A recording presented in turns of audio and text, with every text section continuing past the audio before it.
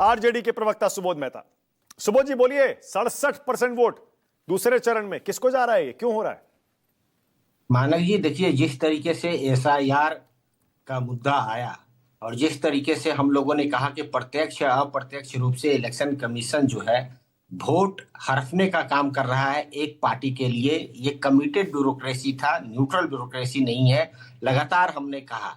और जिस तरीके से जो हमने मुद्दा उठाया, सुप्रीम कोर्ट ने भी उसमें जो है कुछ हस्तक्षेप किया और आधार कार्ड को लिंक किया, नहीं तो ये तो और भी वोट काटते।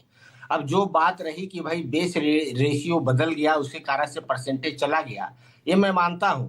लेकिन इसके अलावा भी एक बात है कि जो वोट को छीनने की बात कही गई, हक मारने की बात कही गई, वोट को जो है नकारने की बात कही गई। हम लोगों ने यात्रा निकाला, पूरे बिहार में यात्रा निकाला और यात्रा का ये हमारा फलसफा हुआ कि जनता जो है अपने वोट के प्रति सजग हो गई और जो वोट चोरी करने की जो बात हो रही थी उसके ऊपर आघात लगाया है, अपने वोट के माध्यम से चोट पहुंचाया है, पहली बात।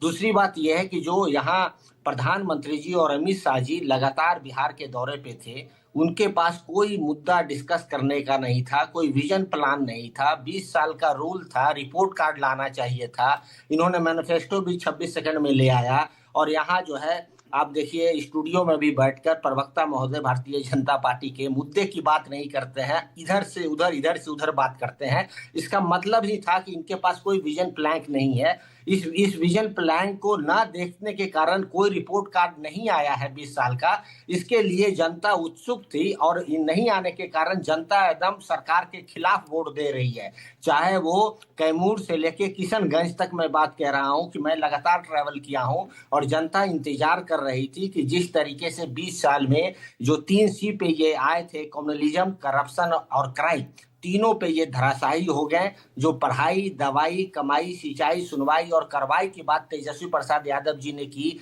डेवलपमेंटल पॉलिटिक्स की बात की, एम्प्लॉयमेंट की अच्छा, बात आपका दावा की। क्या है सुबोध जी? क्या क्या दावा है, कितनी सीटें जीतेंगे? हम लोगों का दावा है कि हम लोग जो है एकदम पूरा बहुमत से हम लोग जीत रहे हैं और कम से कम 170 सीट हमारी आ रही है। 170 कह रहे हैं ना आप? 170?